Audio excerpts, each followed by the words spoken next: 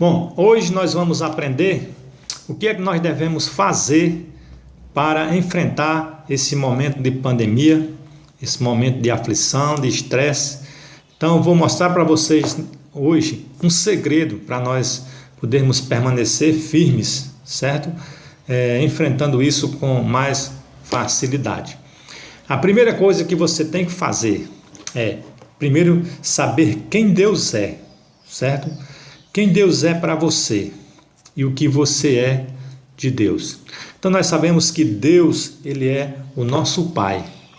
Então se Deus é o nosso Pai, Ele quer sempre o melhor para os seus filhos. Então todo pai quer o melhor para os seus filhos.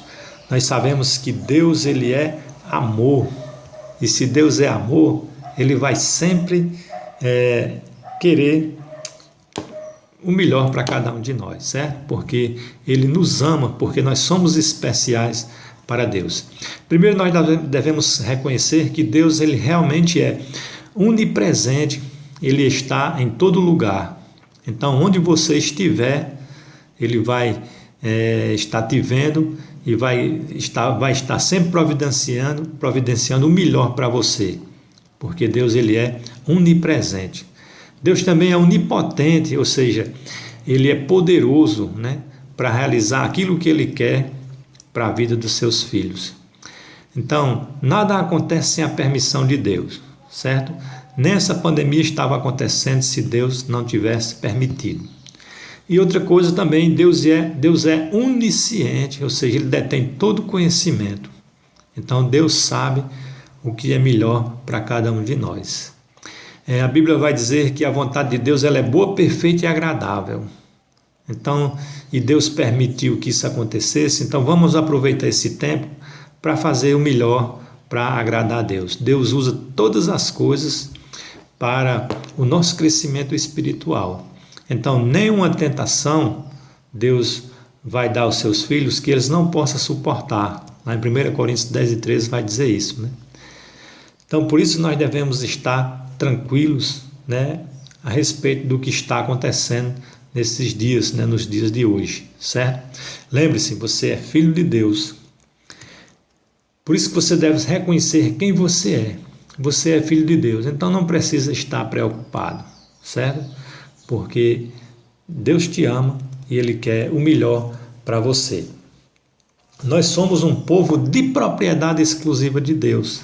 Lá em 1 Pedro 2 vai dizer que nós somos um povo escolhido por Deus, um povo de propriedade exclusiva de Deus. Nós fomos escolhidos até mesmo antes da fundação do mundo, certo?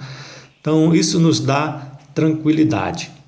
Então por isso que eu quero mostrar para vocês o segredo para se manter firme, certo? Para você se manter firme neste momento de pandemia, para você não estar aflito. Então eu quero que você... O segredo é isso, nós devemos colocar a vida sobre um tripé, certo? Porque um tripé ele tem 3 pernas e dificilmente você vai cair. Você vai pender para um lado ou para o outro, porque os três pés vão te sustentar. Primeiro, fé, esperança e amor. Por que é que nós devemos ter fé? Porque sem fé é impossível agradar a Deus, certo? A falta de fé é falta de confiança em Deus, certo? Por isso nós devemos nos manter com fé, que Deus fará sempre o melhor para todos nós. Lá em Hebreus 11:1 vai dizer, que fé, o que é fé? Fé é a certeza das coisas que se esperam e a convicção de fatos que se não vê. Então, por isso que nós precisamos ter fé, confiar em Deus, certo? Esperança. Por que é que nós devemos ter esperança? Lá em Tito vai dizer que lá fala da bendita esperança. E qual é essa bendita esperança?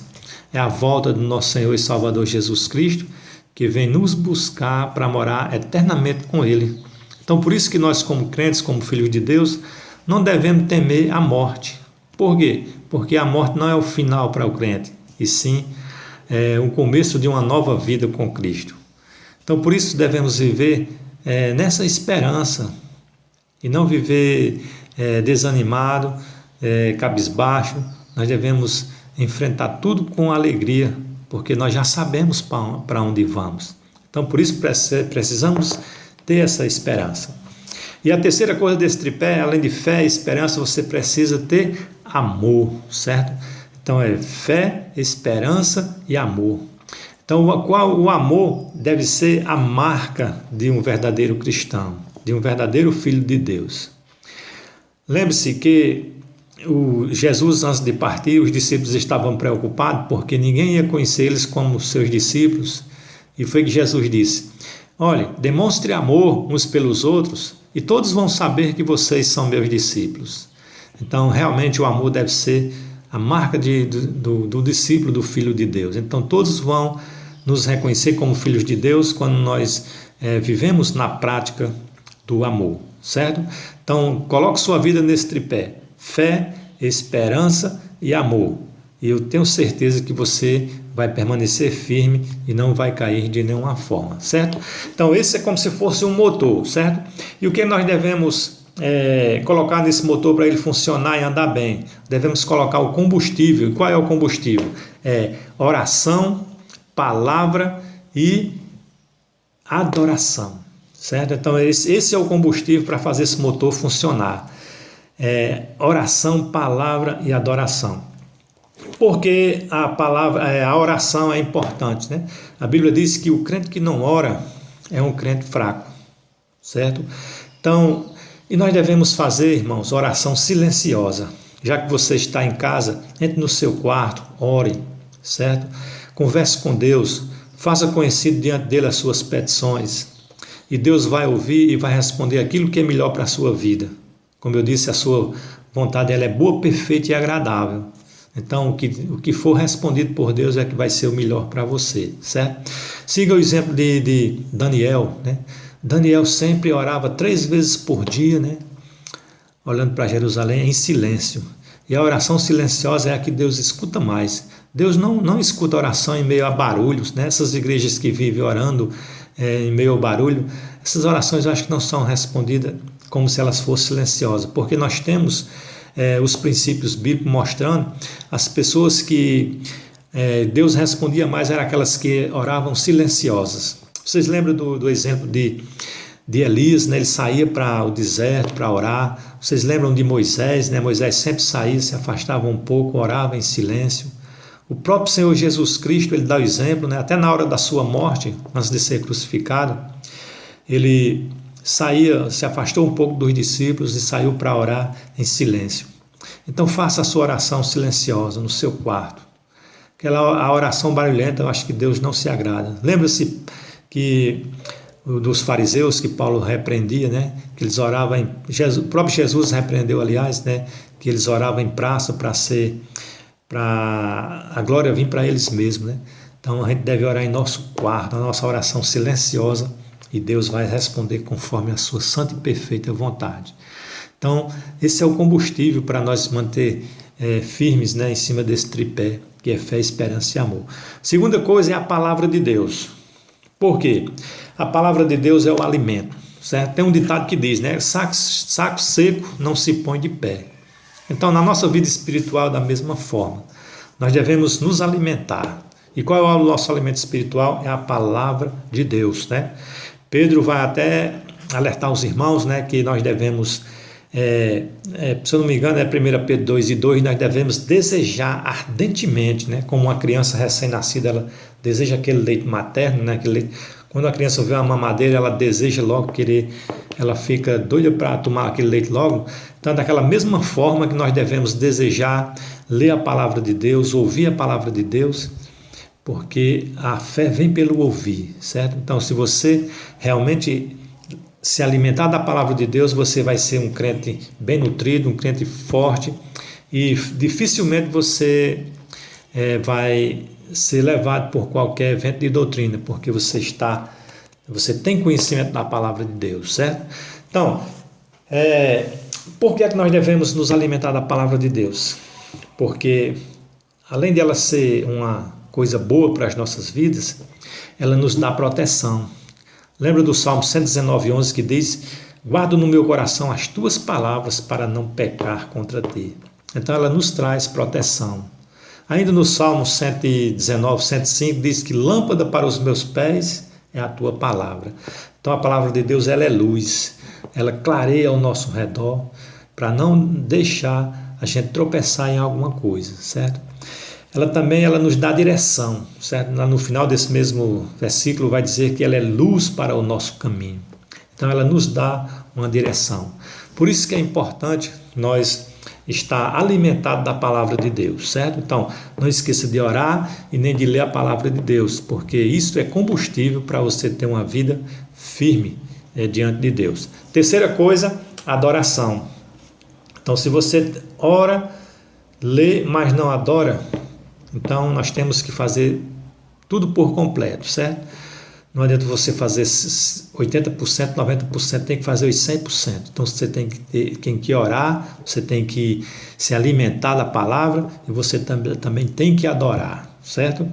Então quando a gente adora a Deus de forma correta, Deus se agrada, né? E as bênçãos começam a chegar em nossas vidas, certo? Então, como é que nós adoramos a Deus? Tendo uma vida de testemunho, né? Uma vida piedosa, como diz lá em Tito, se eu não me engano, no capítulo 3, vai dizer que nós devemos ter uma vida sensata, justa e piedosa.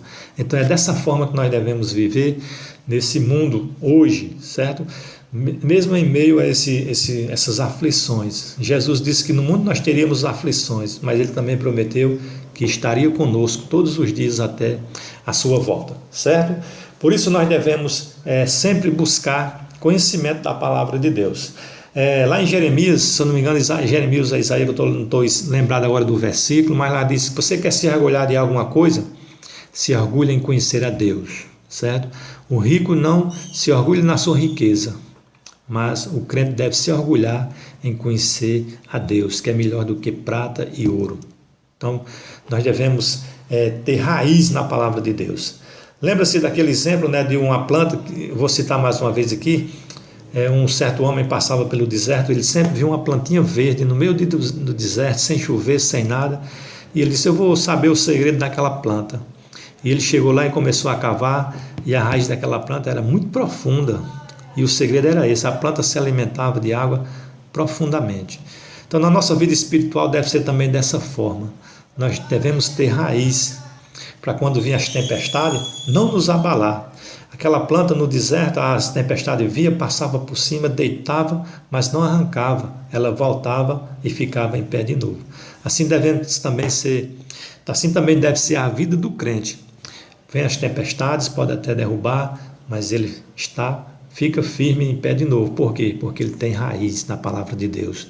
Como a plantinha tem raiz, você também deve ser enraizado na palavra de Deus. E assim você será forte e vencerá todas as tempestades que poderão vir em sua vida, certo?